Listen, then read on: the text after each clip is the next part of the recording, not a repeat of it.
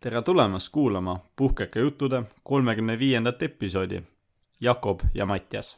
Tere! Tere! Täna on meil järjekordselt liitumas üks külaline, seekord jällegi intervjuu formaadis, kuid ma arvan, et olete kõik väga üllatunud, kes meie külaliseks on, nii et kuulake lõpuni. Aga enne kui alustame, palun followge meid Instagramis, @puhkekejutud, subscribe'ige meile YouTube'is ning followge meid Spotify's ja Apple Podcastis. Jah.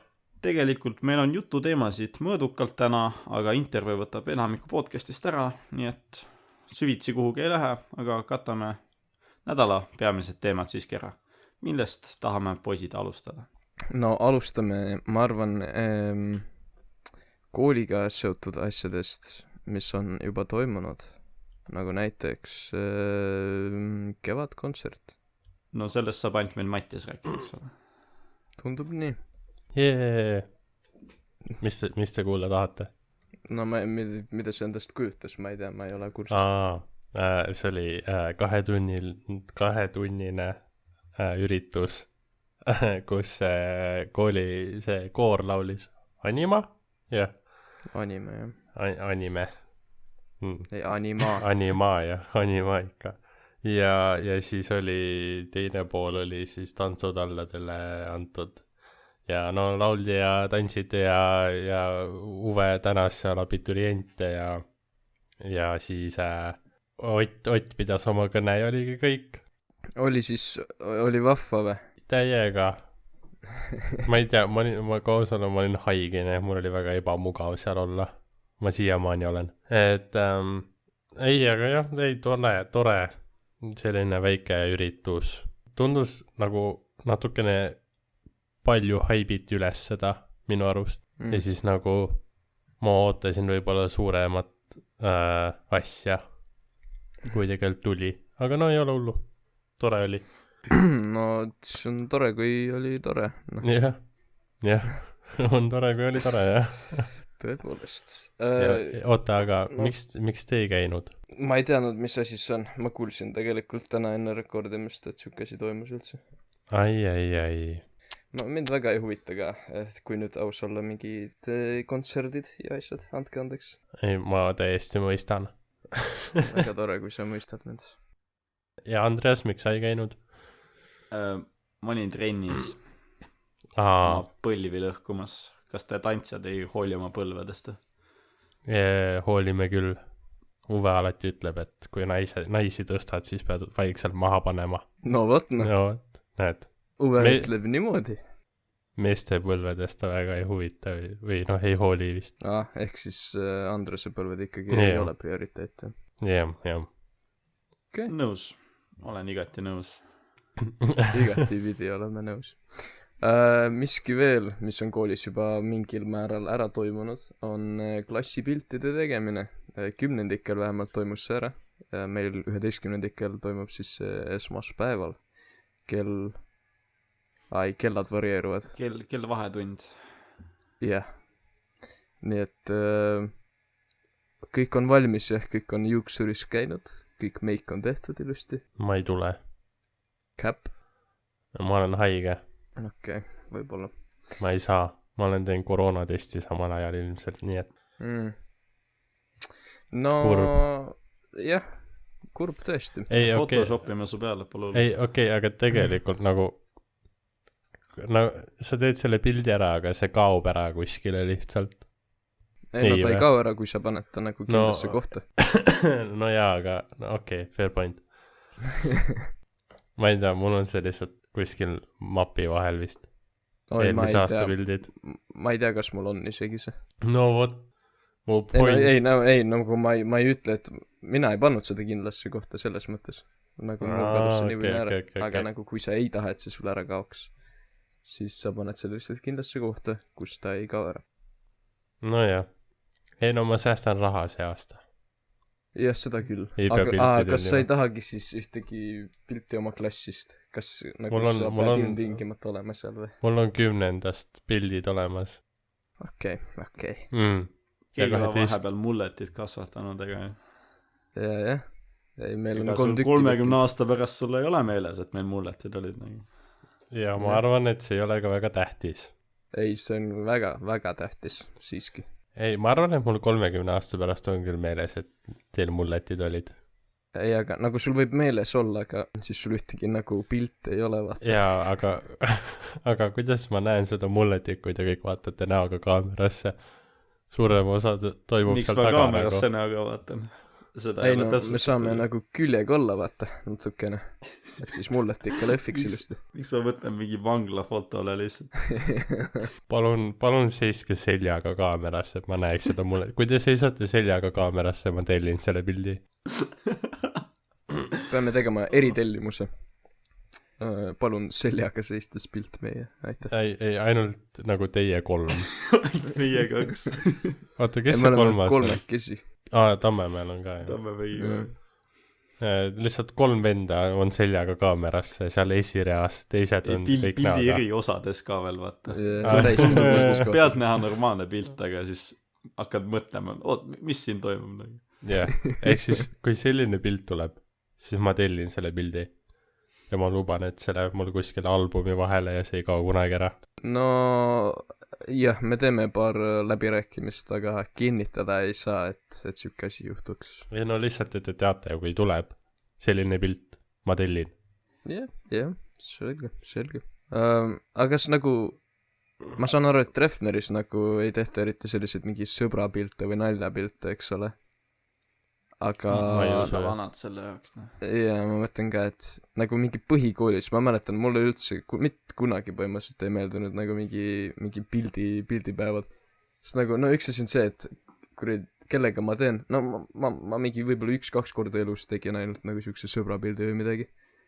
ja nagu see siis oli ka , et ma lihtsalt kutsusin mingi pool klassi põhimõtteliselt pildile , lihtsalt keegi ei mahtunud ära , siis need pildistajad , noh , viisakalt suunasid mind päraku poole ning ma pidin mingi 2 venda võtma ainult ja siis seal oli ka , et noh , pane käsi ümber kah , aga nagu ma olin nagu istudes , ma olin lühem neist . nii et ma olin nagu mingi hoidsin käsi võimalikult üleval , mingi räige lõualott on ees lihtsalt .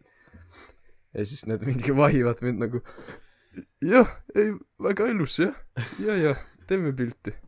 ja siis nüüd siuke istub mul mingi kapi otsast , kus ma mingi üliebamugavalt hoian kätega ümbert kinni oma hoomidelt . kõige parem osa on see , et sa tood neid koju vaata ja siis su vanemad on jaa , väga ilusad pildid . ja vaatab seda nagu oi kui kena , oi kui kena . mul on selgelt pilt meeles , kuidas ma tulin 6. klassi selle pildistamisele puhv kaelas nagu mingi hullult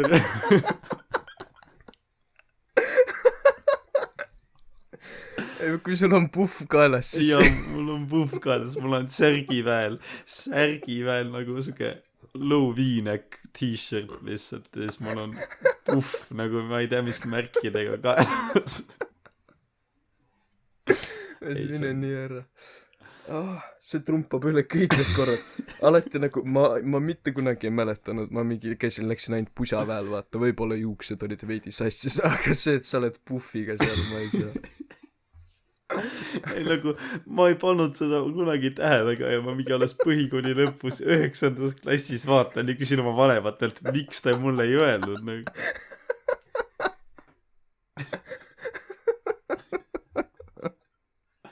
nagu mul ei olnud midagi viga ka ilmselt , ma lihtsalt tulin tundi , kuna ma olin väljast tulnud . kuna ma olin väljast tulnud puhv kaelas , siis ma mõtlesin , see on okei , vaata . mingi tunnis istun ära ja siis 3 aastat hiljem oot , miks mul siin pildil puhv kaelas on nagu. Need on legendaarsed lood lihtsalt . Mattul , sul ei ole mõnda märkimisväärset olukorda nende pildistamistega või ?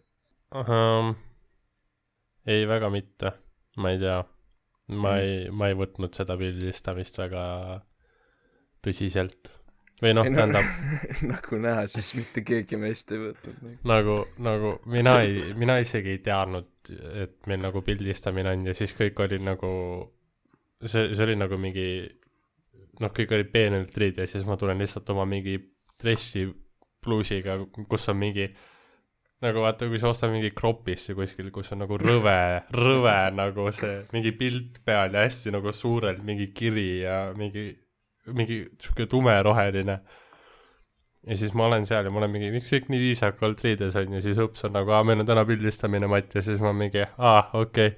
Ja siis ma olen ainukene vend klassis, kellel on mingi kõige kahtlasem pusa, mis kunagi leitud on kuskilt nagu see mingi oli New Yorkeri sügavustest lihtsalt. no just, jah, ja nagu selline pusa oli. See ei olnud väga tore. Kas teil keegi rämmari pusaga käis või midagi? ei. Tegelikult 2 venda tulid adipuisadega viimased paar aastat, jah, seda küll. Nojah, need pildistamised on alati väga, väga toredad asjad, et alati on see üks vend vähemalt, kes nagu unustus ära, et pildistamine on nii et jah, toredad asjad, aga siis just viimane asi, mis meil nagu kooliga nii-öelda seonduvalt, millest me räägime, on spordipäev, kellel homme spordipäev, kutid. Homme meil ei ole, aga reedel. Mis me arvame, tuleb lõbus või? Ei, me lähme higistama.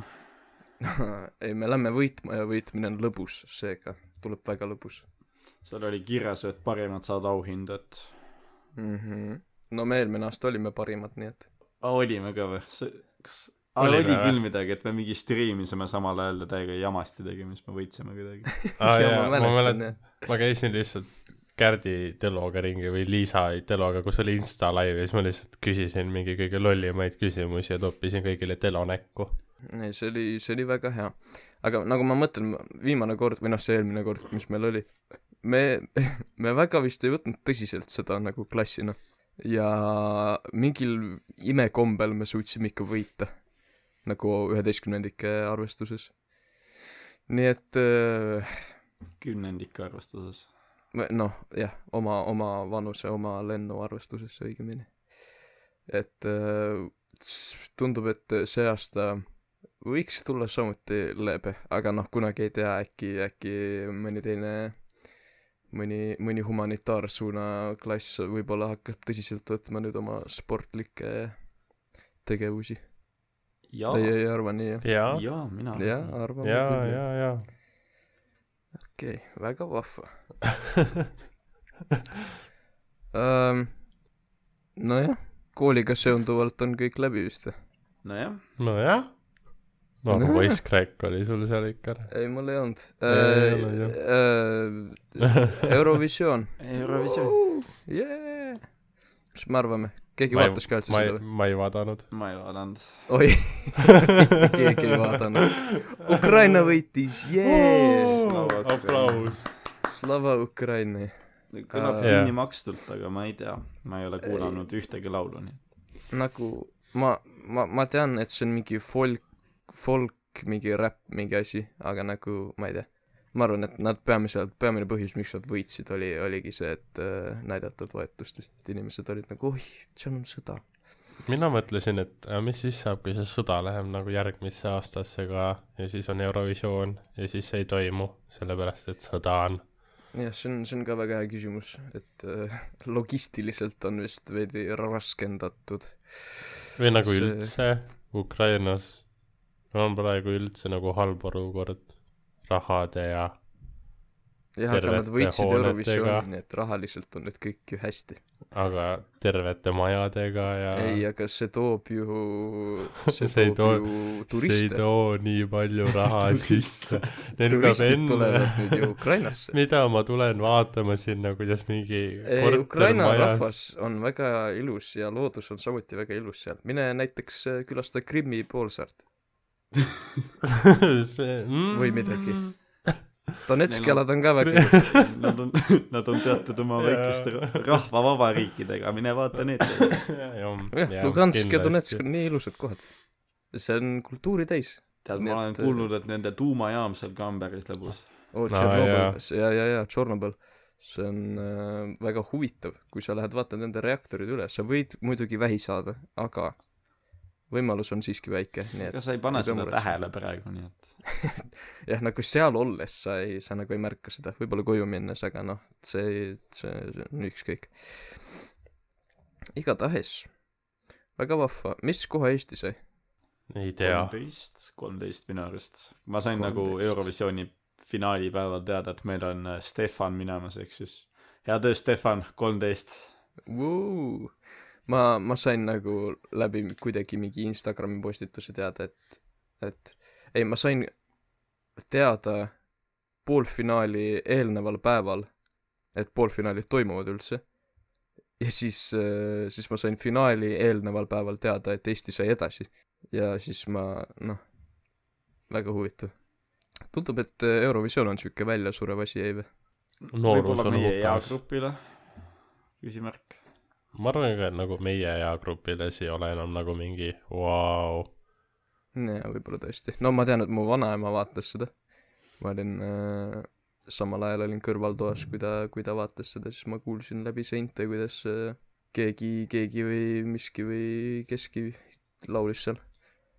Aga ma ei tea, võib-olla tõesti meil noorematele inimestele see väga nii suurt vaimustust ei paku, et kuulata mingisugust, ma ei tea, lihtsalt mingi mainstream pop asja laadset toodet. Meil on omad maitsed oma Spotify's kõik olemas, meil pole mõtet mingi asja kuulata seal eriti. No kui ka meeldib, siis on okei. Ma ei viitsi vaadata 4 tundi Eurovisiooni, et leida ühe hea laulu. Ja nagu üleprodutseeritud on ka see veidi minu arust. Nagu mu õde ka helistas ja oli nagu, et kas sa vaatad Eurovisiooni ja siis ma ütlesin, et ma ei viitsi väga ja siis ta ütles, et ma ka väga ei viitsi, et see kestab 1:30 öösel vist oli. ja ma lihtsalt olin mingi, mida nad teevad nii kaua, 1:30 ajast lihtsalt mölisevad seal ja siis nagu natukene lauldakse. Ja kõik nagu need saatejuhid, neil on mingi lavastatud naljad ja mis iganes nagu ette kirjutatud kõik, et see ei tundu nagu see ei tundu nagu päris nii-öelda, et siis see ongi nagu nii üleprodutseeritud ja nii mõttetu kuidagi lihtsalt vaadata, kuidas nad plärisevad ja jamavad ja laulmine on mingi 1/4 võib-olla maksimum on laulmine 1/4 sellest. Nii et ma ei tea, lihtsalt ei kutsu kuidagi. Ja siis on ka see, ja võitja on ja siis ootavad minut aega ootavad lihtsalt nii kaua. Keegi maksab veel meile SMS-iga, no nii, ootame. Kogume veel paar häält, nad maksavad edasi. Raha on liiga vähe tulnud ja nüüd hääletus lükkub edasi veel 5 minutit, helistage. Täiesti õige. Et jah, tundub, et Eurovisiooni fänne hakkab aina vähemaks jääma noorte seas. Milline üllatus? Oota, aga teate, mis veel oli või? Rakett 69 võitja. Oh my god, kes see küll oli? Mattias Tim Rast oli või? Jah. Wow. Kas ta pole mitte Hugo Treffneri gümnaasiumi 11. õpilane? Jaa, Ott Ojaveer ütles ka kevadkontserdi lõpus, et võit tuleb koju. Ja tuligi koju ära. Oh Let's my god. Teine finalist ei olnud Treffnerist. Jah, mõlemad olid Treffnerist. Väga vahva. See on massive tegelikult, ütleme nii palju. Nojah, selles suhtes palju pappida sai 10 kilo või? 10 tonni. Jah. 10 britti. Ja see Grete sai 5 vist. Jah, sai 5000. Ja Kevin sai kuulsust. Kevin sai kuulsust. Ma olen suht kindel, et nad ütlesid talle, et sa maksad nüüd Swammiga kinni nagu. Nagu see mees maksis mingi bussipileti ja majutuse eest prolle ja siis ütlesid, Swammi panid põlema ja siis maksid ostud uue nagu. Mees saatis postiga neile ühe Swammi tagasi nagu. Unicorn Squad soovib, et sa maksaksid Kevin selle kõik kinni. Vana. Aga nojah, palju õnne siis neile võitjatele ja silmapaistvatele õpilastele siin Hugo Treffneri gümnaasiumis. Järjekordselt tõestavad, et me oleme maailma parim eestikeelne gümnaasium. Juhu. Sest et Rakett 69 näitab kõike. Absoluutselt kõike. Aga teate, kes on nii?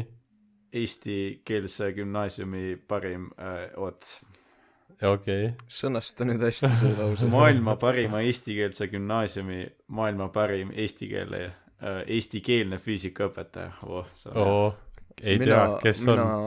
Mul on omad pakkumised. Mul on ka omad pakkumised. Andreas, mul on ka, aga meil on stuudios Madis Reemann. Kes on Madis? Kes? Ei, ärme lähe sinna auku. Ja lähme üle. Tervist, oleme tulnud siia Madis Reemanniga, meie kooli füüsikaõpetajaga.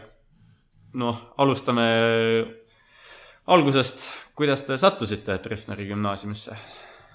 Treffneri gümnaasiumisse ma sattusin mingil määral juhuslikult. See tähendab, mitte nüüd päris, aga sellel ajal, kui mina ülikooli lõpetasin, oli nii-öelda ametlik suunamine. Kõik ülikooli lõpetajad suunati kuhugi tööle ja selleks oli isegi selline suur ülikooliline komisjon või suunamiskomisjon. See tähendas seda, et kõik ülikooli lõpetajad said endale mingi töökoha.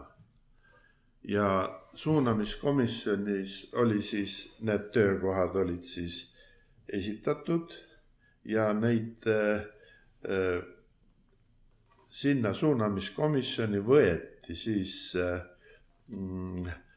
pingerea järjekorras. See tähendab, et esimesed said siis esimesena suunamiskomisjoni ja põhimõtteliselt nad võisid valida. Esialgu olid kõik vabad, saate aru, eks ju, kõik need kohad olid vabad.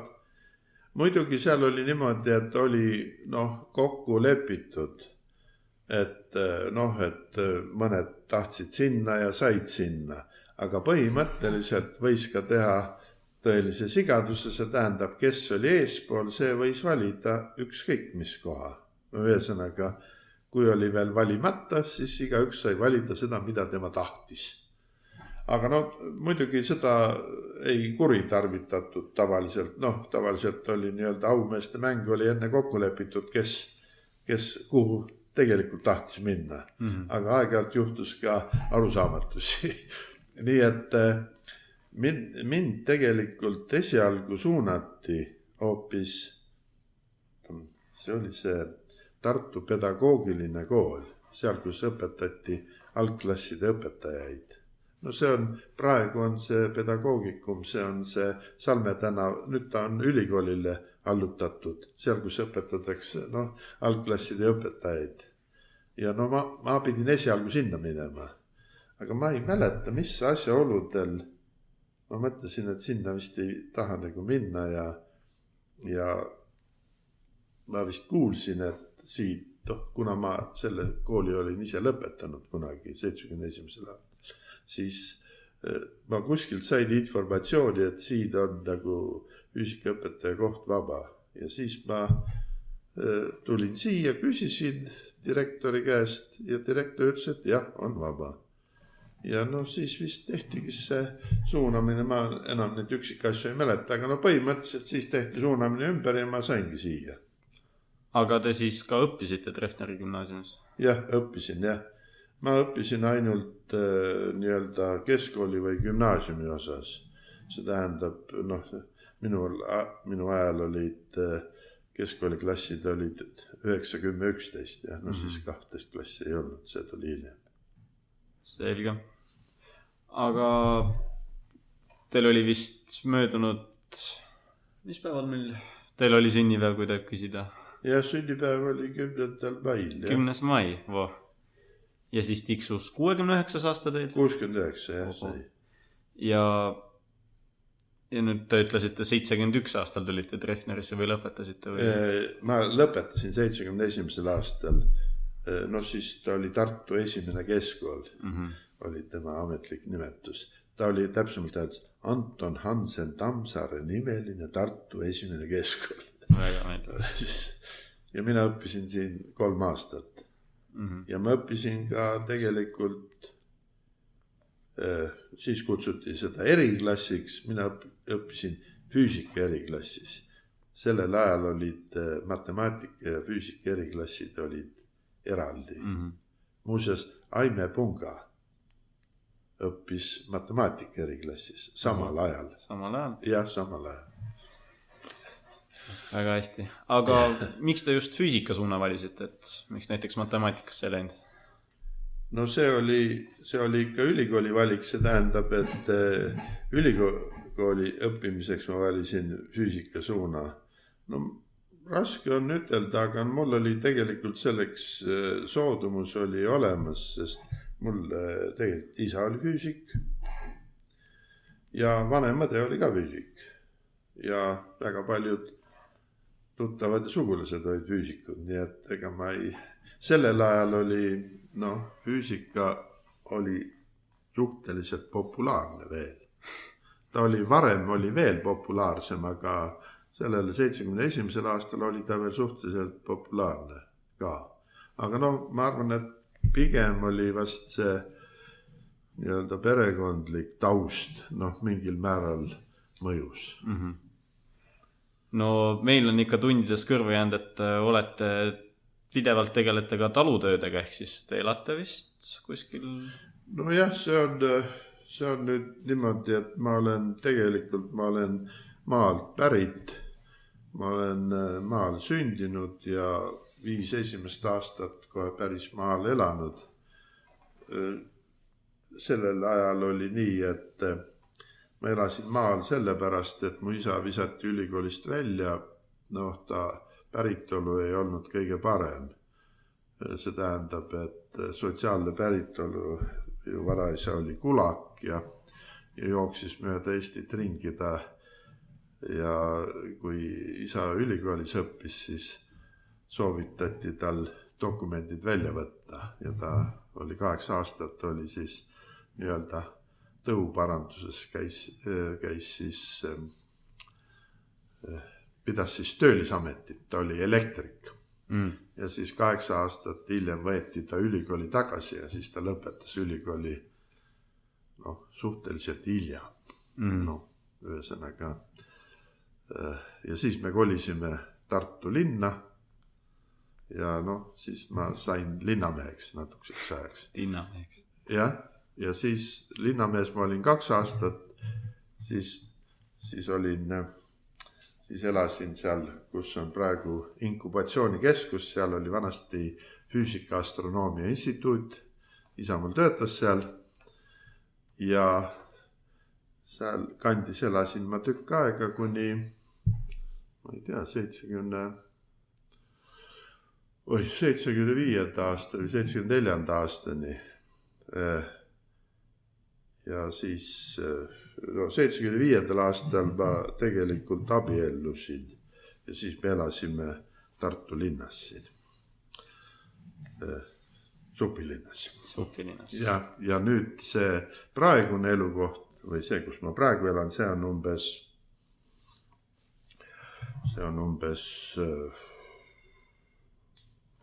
viimased 20, ametlikult ma elan seal 26 aastat viimased. Nii et ma enne elasin siin Tähtvere tänavas ja ma olen siin Supilinnas erinevates kohtades elanud, aga nüüd viimane 26 aastat ma elan seal. Ja ega ma muidugi mingi eriline talumees ei ole, see tähendab, et mul on lihtsalt talu, aga mul on rentnik, kes siis harib. Aha. Et mina teen seda, mida vaja on, aga põhimõtteliselt ega ma nüüd päris talumees ei ole. Siin on välja toodud küsimus, et mis on füüsika praktikumide eesmärk, et tänapäeva võib-olla meie noortele jääb natukene lahtiseks, et mis me siin kõik teeme on nagu nii mitte kätte juhtav, võib-olla teie ajal oli see siis just sellised asjad juhtusid teile kätte ja siis te panite kokku neid või mis see lugu siin võiks olla? Tegelikult see praktikumidega on niimoodi, et praktikum on püütud teha nii ja naa. Kusjuures praktikumi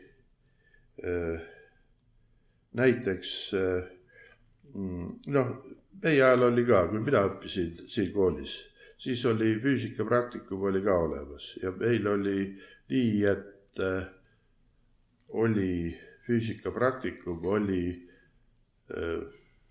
peaaegu täies ulatuses oli ülikooli juures.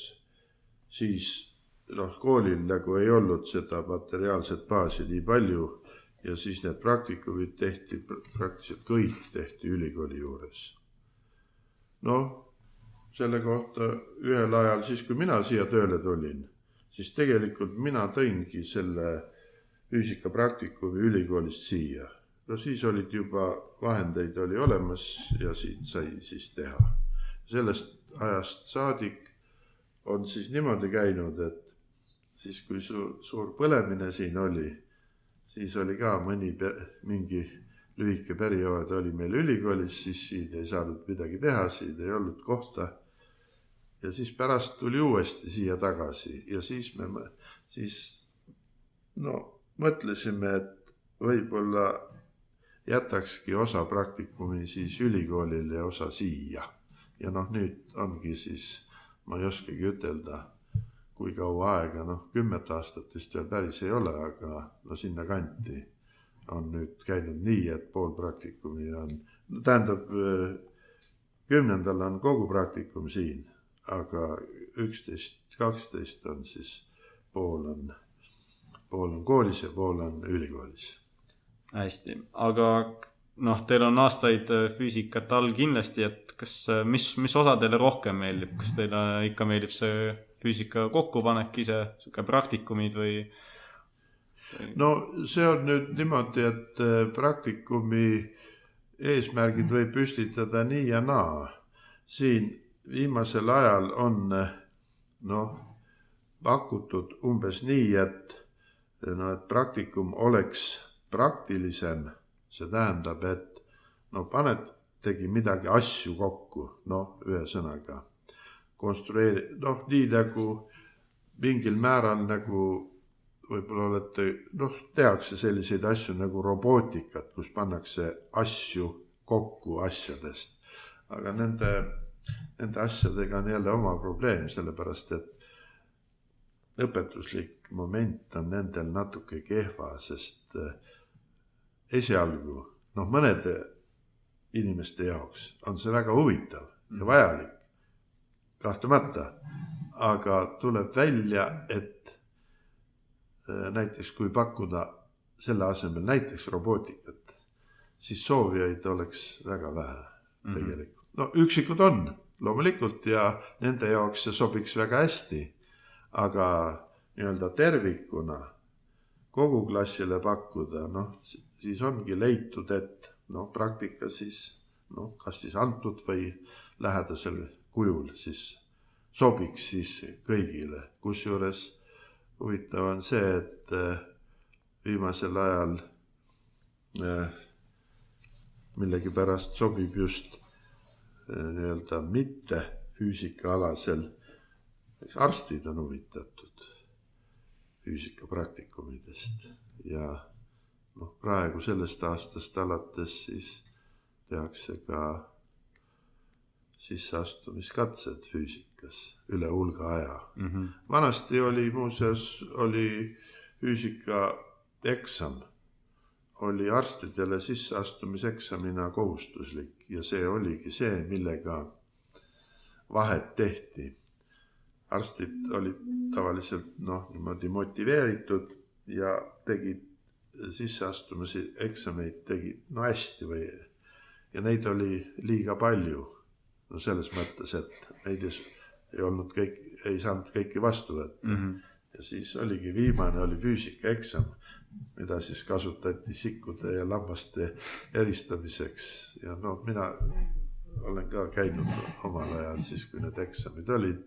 Ma käisin ka ülikoolis siis vastuvõtteeksametel ja siis tuli see must töö ära teha, et füüsikaeksam oligi selleks, et siis vahet teha, kes siis kõlbavad ja kes ei kõlba.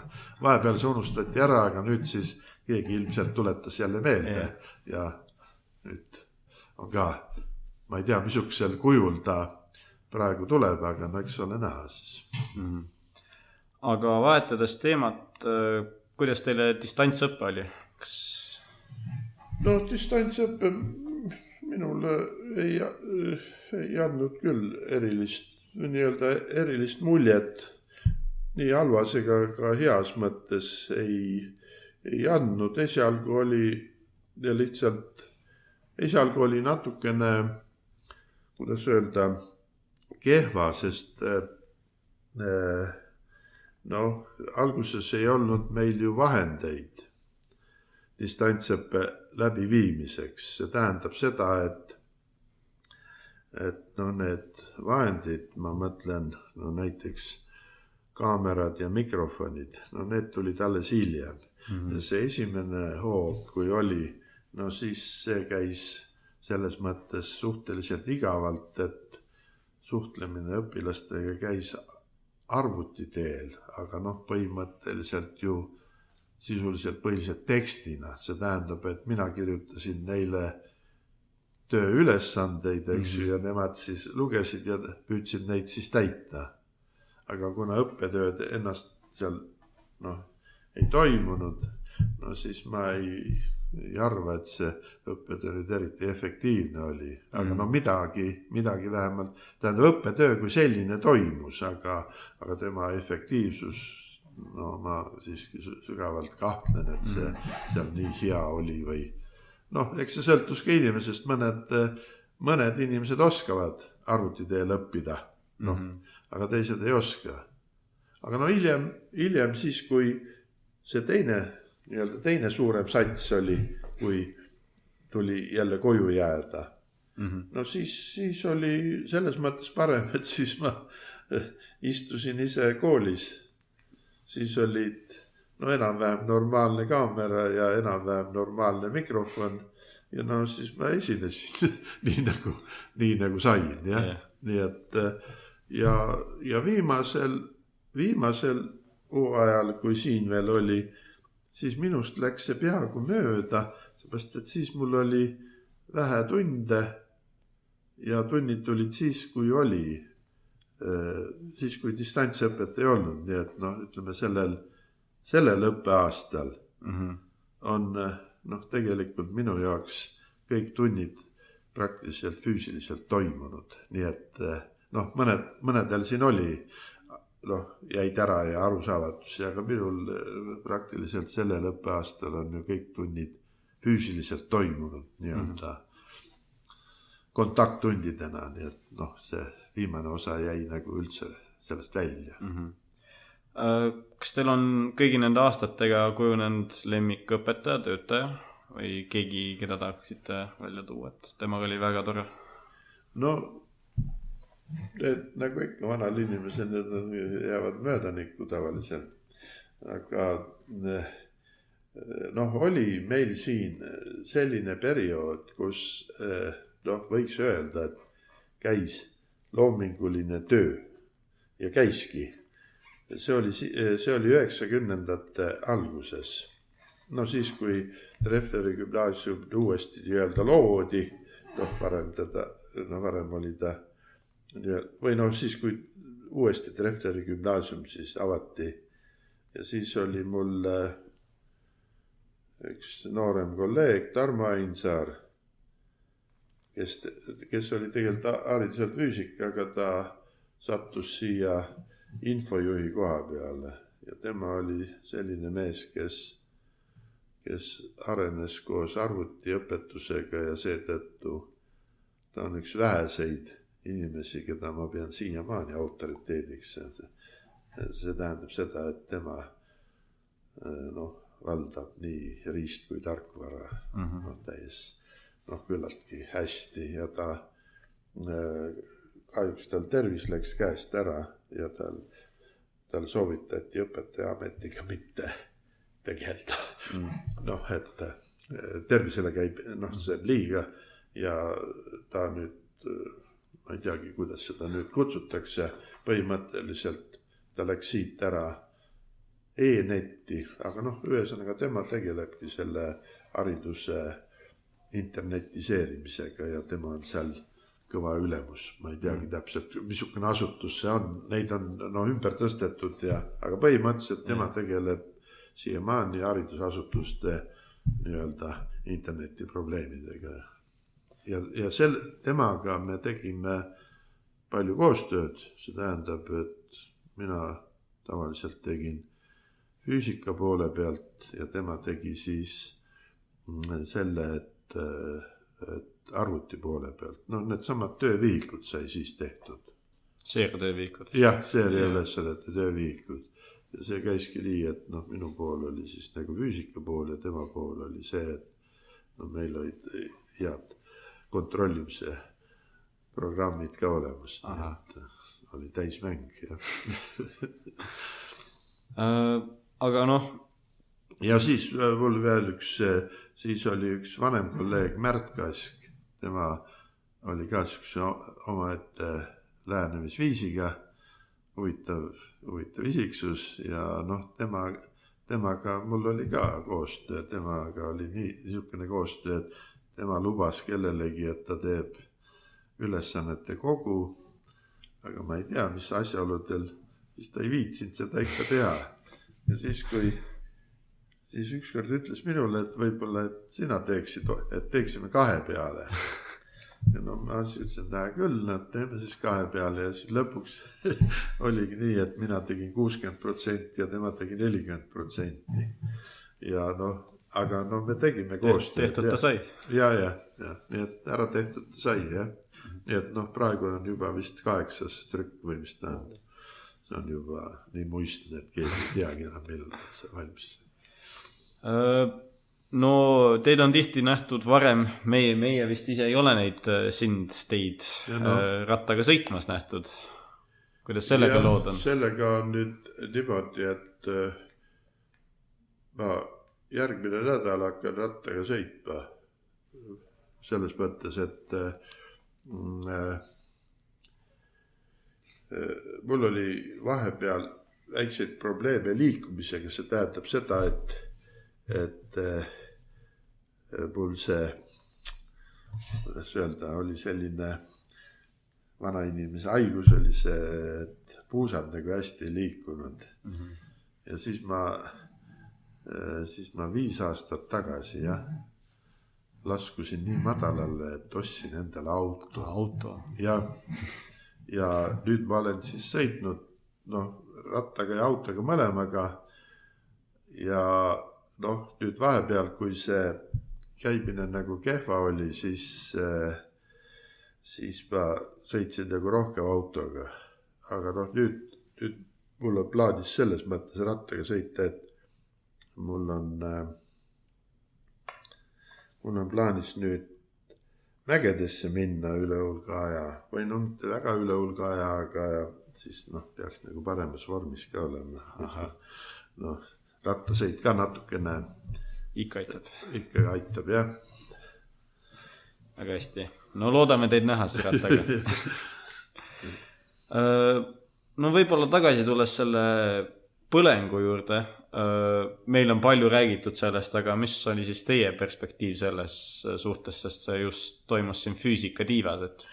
Nojah, ega tegelikult siin muidugi see põlemine oli kõige suurem, täpsemalt öeldes ta oli seal tagaotsas, kus see põleng alguse sai, aga siin ta käis siis selle tulekahju käigus nii ühele poole kui ka teisele poole ja lõpuks ta jõudis siia ja see füüsikaklassi see lagi ja pöölik ja see katus põles nii ära, et siit sai tähti vaadata. Nii et siin oli ühesõnaga täitsa läbi ja mõningad asjad jäid siin alles, vanad asjad, need sai viia kunagi sinna või hiljem keldrisse. Ühesõnaga sai päris palju tühja tööd tehtud. Mis parem, sest ega ei teadnud, mis lõpuks saab. Ja siis, kui lõpuks otsustati, et siia tehakse, või et kõigepealt oli küsimus selles, et isegi teatud seda, et kas siia koolimaja üldse jääb. Siin oli vahepeal pakutud, et tehakse sinna, kus on praegu, oli koht välja, seal, kus on praegu Delta või seal see. Jah, pakuti, et võib-olla ehitatakse sinna uus Treffneri gümnaasium. Aga vilistlased eelkõige vanad vilistlased olid selle vastu, et igatahes hakkas siis kohutav lobitöö, et tuleb ikka siia samme teha. Ja no siis tehti siia samme see. Ja no, aga see võttis aega ja füüsikute jaoks ta võttis kõige rohkem aega, sest füüsika, see klass ja see laborid siin, need tehti viimasena, see tähendab, et aastal 2002 alles me saime siia sisse, nii et me olime ajutistes kohtades, esialgu olime anatoomikumis, selles uues anatoomikumis, mis on seal Näituse tänavas ja mina olin viimane seal anatoomikumis, kes õpilastega seal koos õppis, teised olid juba, osad olid siin, aga noh, mul veel ei olnud kohta, nii et ma mäletan, et põhiprobleem oli, et sinna tulid uues anatoomikumis ju lahati kadunukesi, kes haiglas surid, seal lahatakse, eks ju, kes haiglas surevad, neid lahatakse, see on selline komme, et ja siis kuna vanasti lahati uues anatoomikumis ja me töötasime seal vahepeal koos, ühes kohas toimus lahkamine, teises puhul toimus õppimine ja kuna mina olin seal kõige kauem, siis kadunukese sugulased tulid siis alati küsima, et kuhu et kust selle laiba siis kätte saab. Ja mina ütlesin, et ei, et seda nüüd ei saa, et see on nüüd seal biomeedikum sai siis valmis ja see laibakuur viidi sinna. Ja nemad siis ikka kahtlesid, sest aastate jooksul või aastakümnete jooksul oli seal laibakuur või see lahkamine oli seal ja nemad arvasid, et ma ajan neile mingit jura, et tahan neid lihtsalt ära ajada, aga tegelikult siis viidigi see lahkamine sinna biomeedikum. Selge. Aga te olete ehtne näide stabiilsusest, kogu selle aja, mis te siin õpetanud olete, teie vanad head naljad. Kuidas see kõik tuleb? On see nagu sisse ehitatud, et Eesti mees peab kohal käima ja... Tegelikult kui nii võtta, siis ma olen ühe vaheaja ka tegelikult teinud, aastase vaheaja. See oli 87, 88 õppeaastal. Siis ma pidin minema Aafrikasse neegreid õpetama. Ja selleks oli vaja siis ette valmistada ja siis ma käisin Moskvas jah, õppisin siis selgeks prantsuse keele ja mitte ainult siis keele, vaid ka füüsika õpetamine prantsuse keeles. Ja pidin siis järgmisel aastal minema siis olid meie sõbrad, olid kõige vaesemad riigid seal Burkina Faso ja Kongo ja nii edasi. Aga see 88, see oli juba siis see Gorbatšovi aeg ja siis hakati raha kokku hoidma, siis õigemini oli siis rahapuudus ja siis oli ju niimoodi, et kui Nõukogude spetsialistid läksid kuhugi Aafrikasse õpetama, siis tegelikult maksis ju Nõukogude Liit. Nemad olid vaesed riigid ja see oli nagu abi. Nii et palka pidi meile maksma siis palju. Siis maksti suhteliselt palju nendele välismissionäridele. Aga siis hakati kokku hoidma. Ja see oli siis Gorbatšovi aeg juba ja siis hakkas see 88 siis juba toimusid päris olulised muutused. Ja siis ma kohe esimesel aastal ei saanud sinna. Ja minu kursusekaaslane üks siis oli niisugune visa ja ajas ja sai siis järgmisel aastal. Aga mina ei viitsinud ausalt seda jama Moskvaga ajada, sest see on kohutav bürokraatia ja asja ajamine ja mina ei viitsinud nendega õiendada. Ja siis sattusingi selle peale, et kogemata oli siin linna ääres oli siis põlend maja või noh, ahervare müügis ja siis me ostsime selle ära ja no sinna ma olengi ehitanud siis noh nüüd hiljem, aga noh, see 88 hakkas pihta ja siis ma hakkasingi ehitama tasapisi ja noh, nüüd ma elangi seal. Nii et siis ma ei viitsinud enam moskvalastega õiendada, et kuhugi Aafrikasse minna ja siis oli veel selline asi ka, et siis see raha, mis seal maksti, noh selle eest, see järjest vähemaks. No siis need rahaasjad üldse muutusid ja majanduslikus mõttes ei olnud ka mõtet sinna enam minna. Varem oli see, et sa said seal kõva nutsu, eks ju, tulid tagasi, olid rikas mees, eks ju, noh see oli mõeldud nii, noh 4 aastaks umbes ja noh siis oleks, noh vanasti tuldi suhteliselt jõukana tagasi sealt, sest raha seal eriti ei kulunud ja valuutas maksti ja noh sellel ajal oli see valuuta ja rubla, see oli oluline erinevus. Et kui selle ära vahetasid, siis said väga palju rublasid. Ja sellel ajal rublad veel maksid, samal ajal maksid midagi, noh sellel ajal inflatsiooni veel ei olnud. Nii et mina olin aasta aega olin ära. Ühe õppeaasta ja õppisin siis prantsuse keelt. Noh, sellest oli väga palju kasu, ma sain prantsuse keele selgeks ja ma räägin vabalt. Ma ei olnud enne üldse prantsuse keelt õppinud, nii et ma hakkasin nullist. Aga on teil kellegagi rääkida ka või? No viimasel ajal enam ei ole, siin vahepeal olid prantsuse õpetajad olid siin mingil ajal.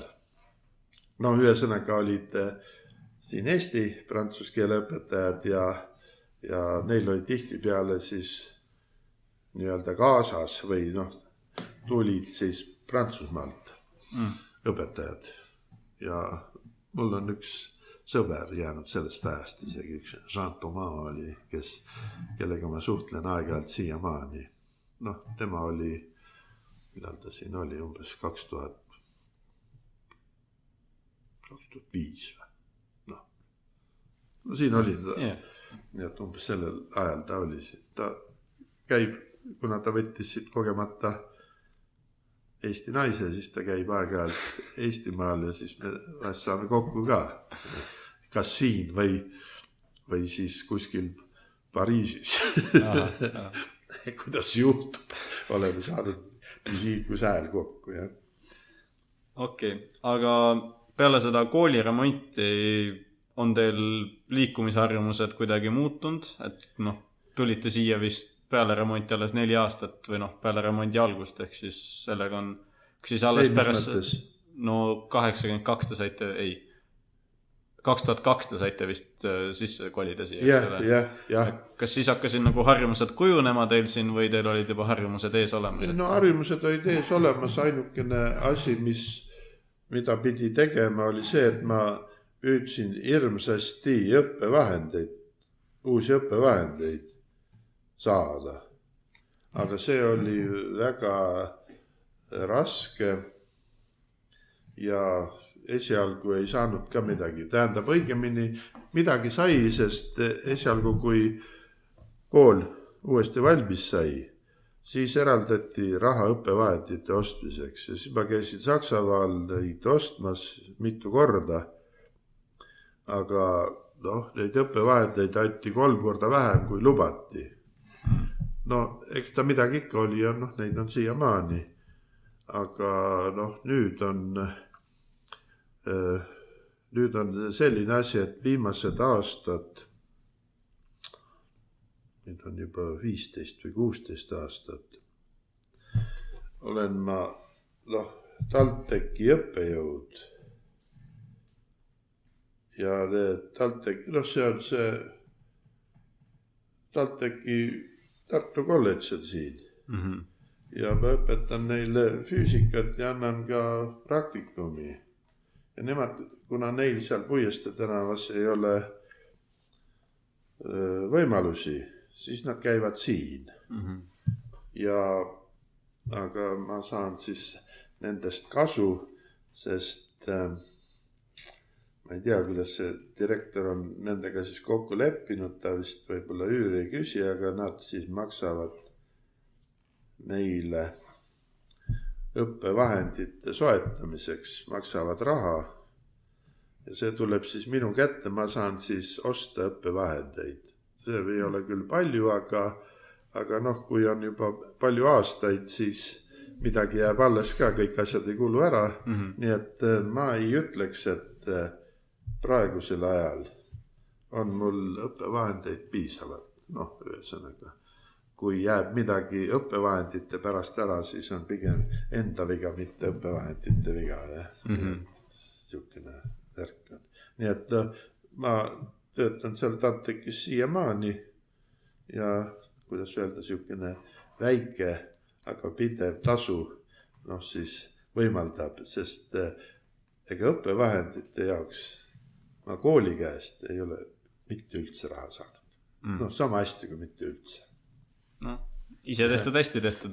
No jah, aga noh, võiks natukene suurem olla, aga noh, küll aitab ka. No meil on koolis ka palju huviringe. Kas te olete ise kunagi mõnda huviringi läbi viinud või pole mõnega liitumisest mõelnud? Oi. Ma tegelikult ei ole, ma siin mingi aeg,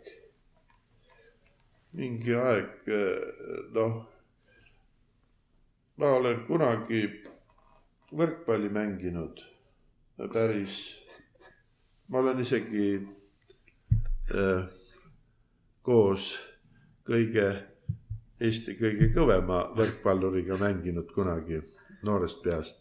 Kes ta on, tohib küsida? No, Viljar Loor muidugi. Ja Viljar Looriga ma olen 7 aastat ühes võistkonnas mänginud. Noortekoondises. Nii et on saadud mängida.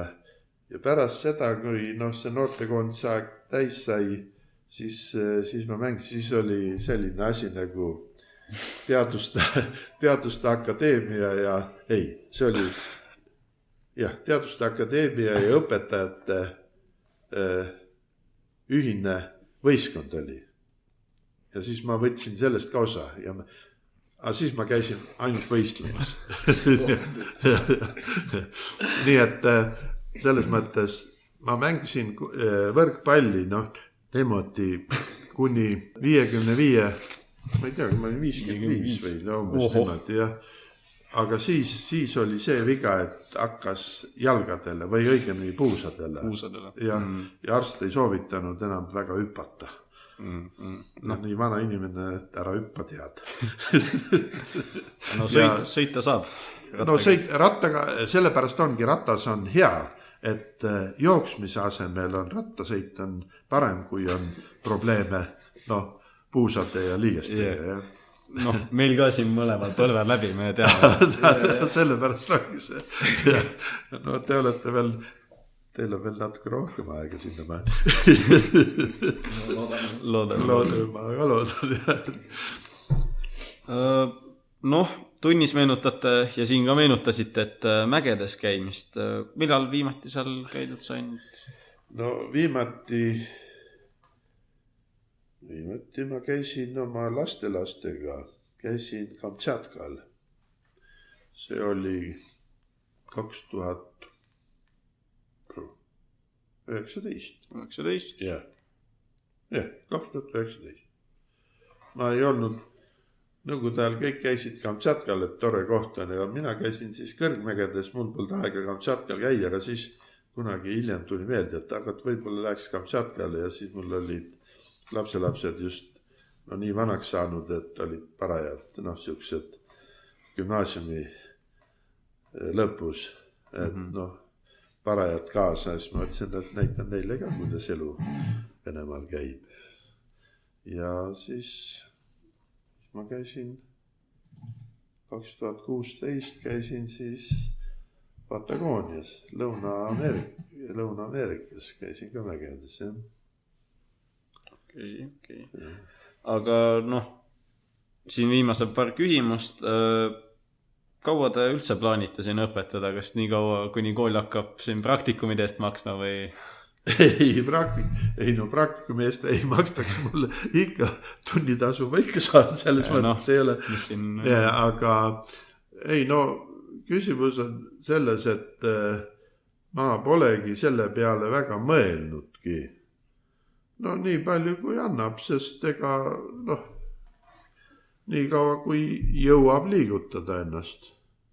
Ega ma ka ei oska ütelda, ja mul mingisuguseid tähtaegu ei ole. Ma olen juba ma nüüd olen, siis ma olen nüüd 6 aastat ma olen pensionär, no selles mõttes, nii et ega mul ei ole vaja seda, no selles mõttes ei oleks vaja ja kui harjuks väiksema rahaga, siis praegu on niimoodi, et praegu on pension tõuseb kiiremini kui palk.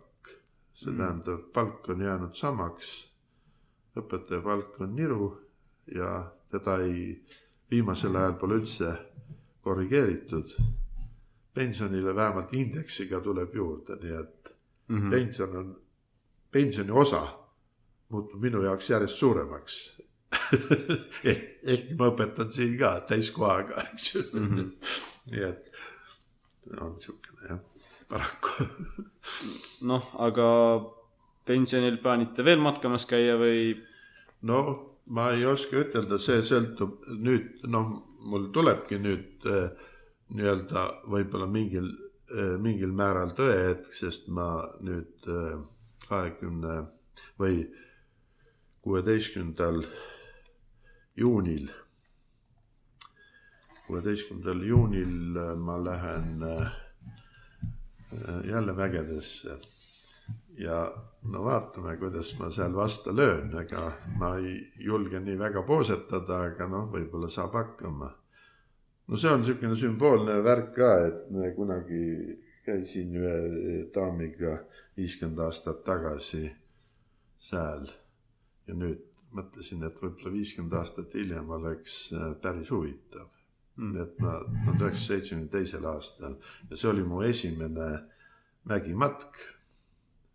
See oli seal Tadžikistanis ja mõtlesin, et võib-olla 50 aastat hiljem oleks päris tore ja ma lähemegi, ma võtan selle daami kaasa ka, see on kogemata vahepeal minu naiseks saanud, aga ühesõnaga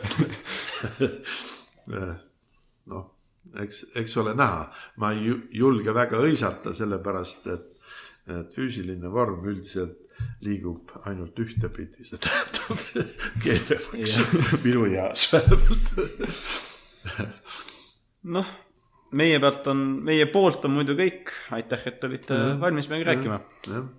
Suur aitäh Madis Reemannile, et oli meiega nõus tegema intervjuud.